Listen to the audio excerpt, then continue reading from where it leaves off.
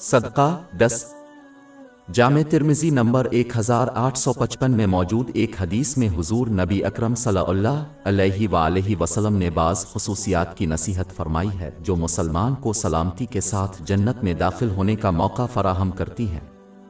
ان خصلتوں میں سے ایک اللہ تعالیٰ کی رضا کے لیے دوسروں کو کھانا کھلانا ہے۔ یہ ایک ایسا عظیم عمل ہے جو اللہ تعالیٰ کی خوشنودی اور اجر عظیم کا باعث ہے۔ باب 76 الانسان آیات 9-11 ہم تمہیں صرف اللہ کی رضامندی کے لیے کھلاتے ہیں، ہم تم سے اجر شکر گزاری نہیں چاہتے، بے شک ہم اپنے رب سے سخت اور سخت دن سے ڈرتے ہیں تو اللہ ان کو اس دن کے شر سے محفوظ رکھے گا اور انہیں چمک اور خوشی عطا کرے گا۔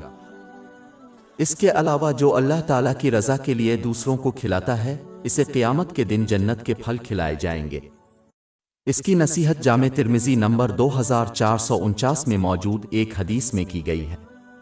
آخر میں ایک مسلمان کو چاہیے کہ ہر قسم کے صدقات کو باقاعدگی سے اپنے وسائل کے مطابق دینے کی کوشش کرے، چاہے اس کی مقدار کچھ بھی ہو، کیونکہ اللہ تعالیٰ معیار کے معنی کا فیصلہ کرتا ہے۔